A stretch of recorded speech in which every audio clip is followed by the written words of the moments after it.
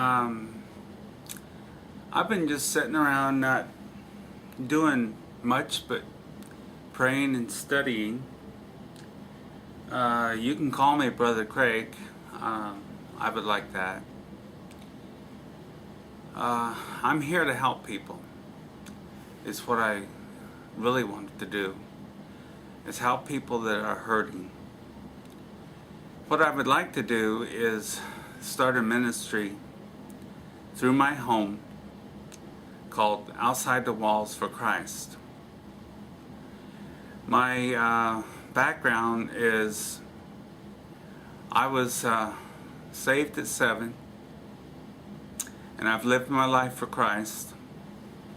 And because I'm a wee bit dyslexic and a little bit slow in my learning process and a little bit slow in sharing things with people, I trip up on words. I pretty much left high school not knowing how to read. I could read, but every time I come across a big word, I just skipped over it.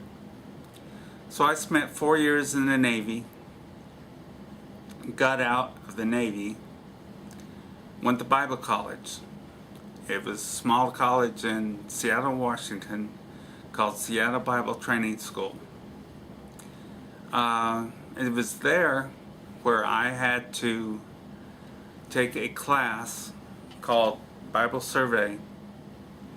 And in 3 months I had to read through the Living Bible from cover to cover.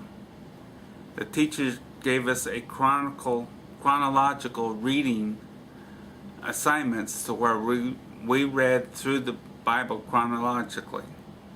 That's before the days that we had the daily chronological Bibles that we have today.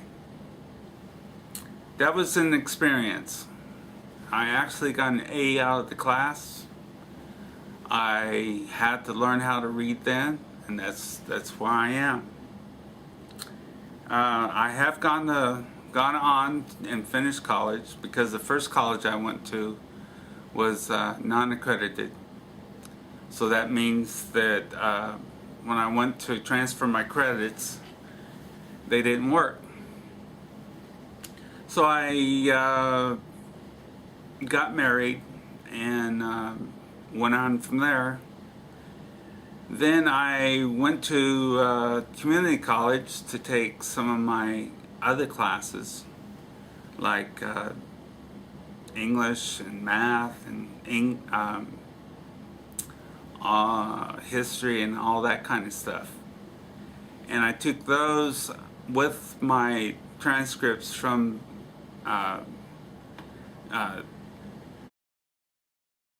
them over the Northwest College in Kirkland, Washington. And they were a sister college to Seattle Bible Training School. And they accepted all these credits. I did 1 or 2, either quarter or semester, and I was able to leave there with my associate's degree in general studies. Because it was hard to find a job, and I had jobs all this time, and I got laid off, and it was hard to find a job in the late to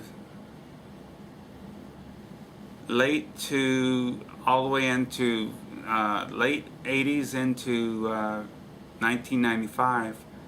I moved to Alabama with my father. Now when I got down here, I was planning on going to Southwest College, the Assembly of God College down here, but I couldn't afford to move on from Chipley, Florida down. So I got a job and things were going well until my father came up with cancer and he passed away in July of '95.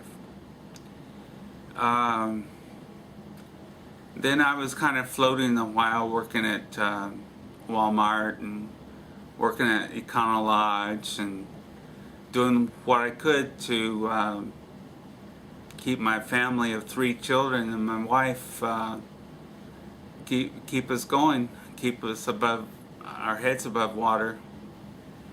So in, let's see, 96, I made application to it's now called the Baptist College of Florida, but it was Baptist Theological Baptist Theological College. I think that's wrong, but I can correct it at another time. But because I've been not watching, but listening to people like Glenn Beck on the radio and Rush Limbaugh and Hannity, they have taught me that I need to quit sitting around and I need to start speaking out. Well, I don't have much prepared to speak out today, but here I'm 55 years old, and ever since I was 7, people have told me to read the Bible and pray. But nobody really told you how to pray. Now, I don't have the perfect way to pray. I'm not telling you how to pray, but I'm telling you how I pray, and it may give you suggestions on how you can work out your prayer time. Let me give you a little bit of history on this. I was broken, and I was broken to the core. I was put on my knees.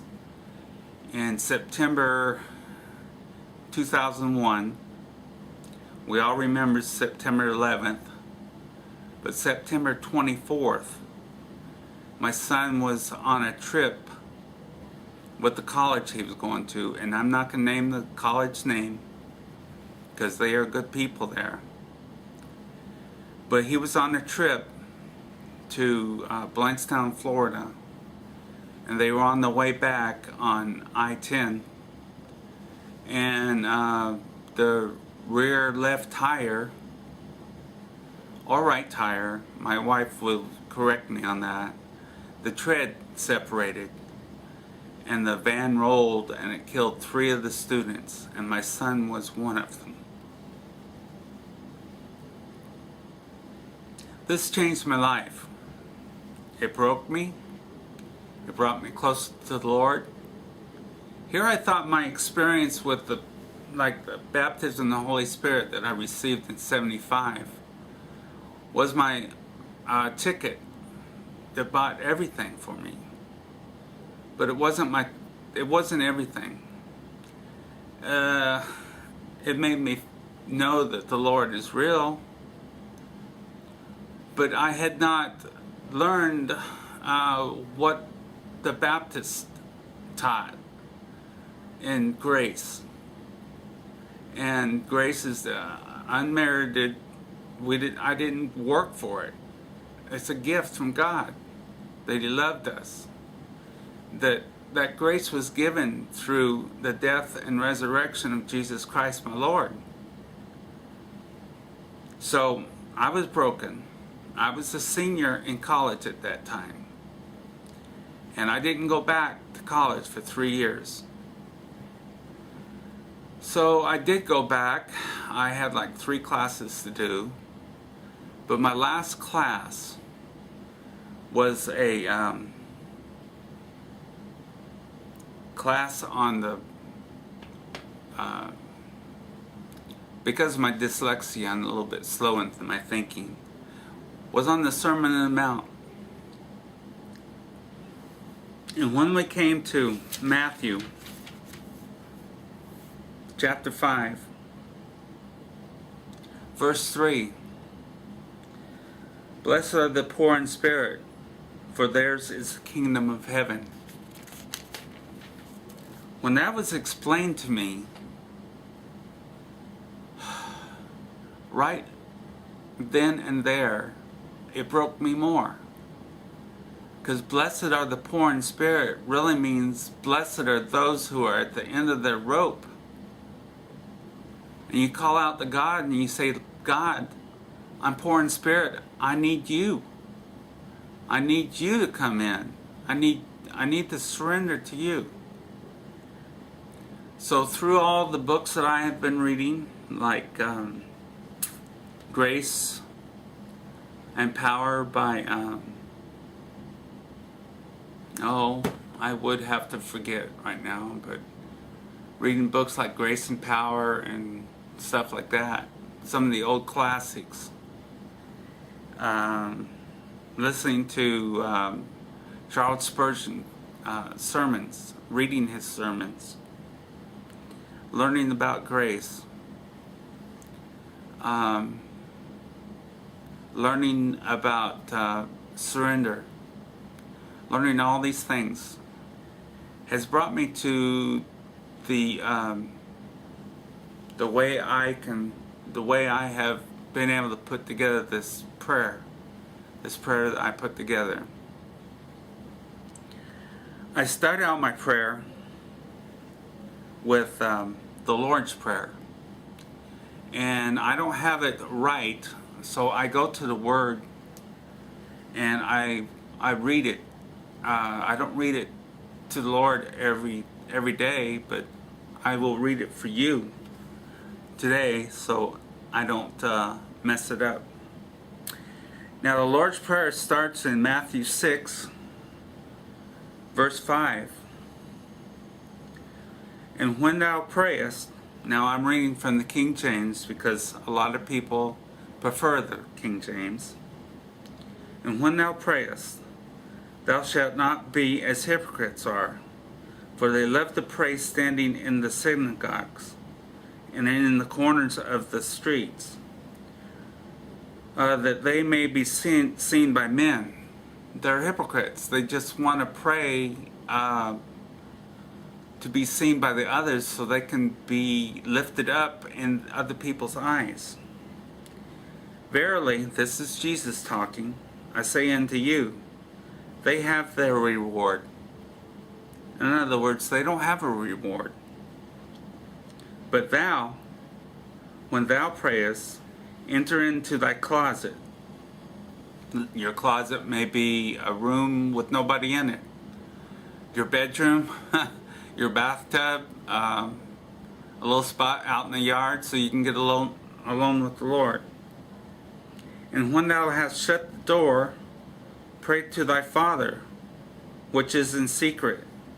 And thy Father which seeth the secret shall reward thee openly. You don't go out and tell everybody how you pray. It's a secret between you and God. I'm not Catholic. I'm Baptist. I don't have to go to the priest and confess my sins. I confess my sins to Jesus, and He takes them to God the Father. And I am forgiven of my sins. But when thou pray, use not vain repetitions. In other words, don't. They mention this on